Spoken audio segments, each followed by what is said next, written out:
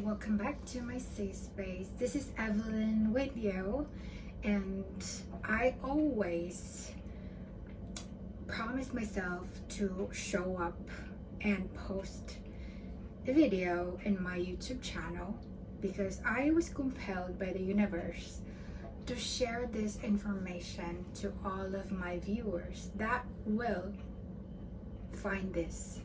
And in today's video, I just really want to chill and have a chit chat regarding relationship.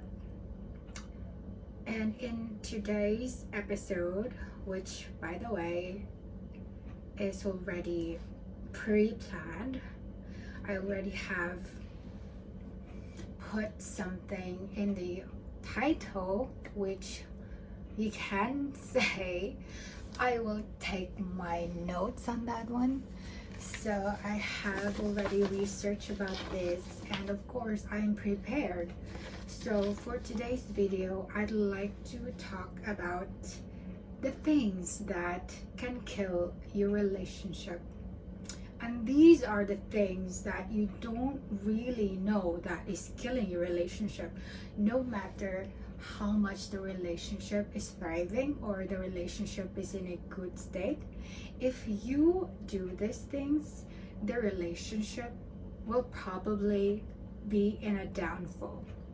I'm telling you this because as someone who is very analytical and very critical with staffs, I know if I'm being not being treated well and not being my needs are not met. So these, I think, and I really believe that is the cause of the downfall of even the healthiest relationship out there. So the first thing that would kill your relationship is this one. It's a new, this is not something that you don't know, but of course lack of communication is the first thing, because as we all know, communication is key, right? If we are invested in a relationship, we communicate with them whatever the things that we want to share with them. Good morning, good afternoon, good night. Did you eat already? Have you reached home yet? Oh, I have something to tell you. It's very amazing. So the if you stop the communication towards your other half, there will be a gap that would be in the air, and they'll think that why is this person not communicating with me anymore? Is there something wrong? That's why in this in this particular thing, you need to really conduct with yourself, assist with yourself if you ever check in with your partner. So number two, if you ever take each other for granted. Okay, so even if you communicate every day, even if you see each other every day, but then again, you don't pay attention to one another. Like you're physically together, but you don't really in the moment with a person. So I realized that the feelings will be drawn back when a person, even if they're with you physically, if that person doesn't like have this real connection. Because what is connection when you're just being together and you don't connect on a deeper level? That isn't a connection that you're doing. It is just basically something that is like you don't feel your partner, if that's the sense of this one. So like number three, you are avoiding the conflict. So this one is something that most men does subconsciously. I think so. With women, I don't think I did this. However, I think this is like the most I get pissed about this if my partner, if my boyfriend doesn't want to talk about the frustration that he had, or like if we fought and then he will just shut down and he wants to keep it to himself. I do not like that personally. Avoiding conflict doesn't just push your partner away from you.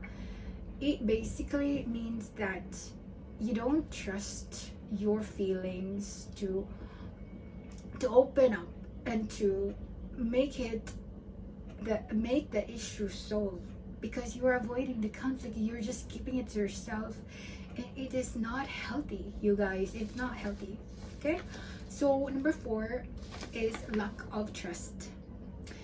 Of course, in a healthy relationship dynamic, you need to have the respect and the trust of your person. It is so important that you talk about loyalty in the first stage of your relationship, and by doing this, the person that is with you trust that you are this type of person. Of course, you don't just happen in a relationship if you don't trust the person. However, when when you are already building the relationship dynamic and you don't trust your partner for whatever that trust means. For example, if your person will purchase something and you nag your person because he purchased something that he didn't tell you, of course, respect that. They have their own decision. Sometimes they don't even tell you. And also when they go out to their friends or their relatives, they want this freedom. Of course, even myself, I want to be controlled. Personally, I hate when people control me, when we don't like to be caged. So lack of trust is a no good in a relationship. So number five is over reliance on technology. It's just the same as that, not paying attention. Because when you always just in your phone, in the television, in your laptop, and your partner is there with you and you don't even acknowledge their presence, oh my god, it's such a bummer. And it's such something that over the time you don't even notice, but you are actually harming your relationship by just focusing on the things that you think that it's not a big deal. Because over the time, your partner should have your attention.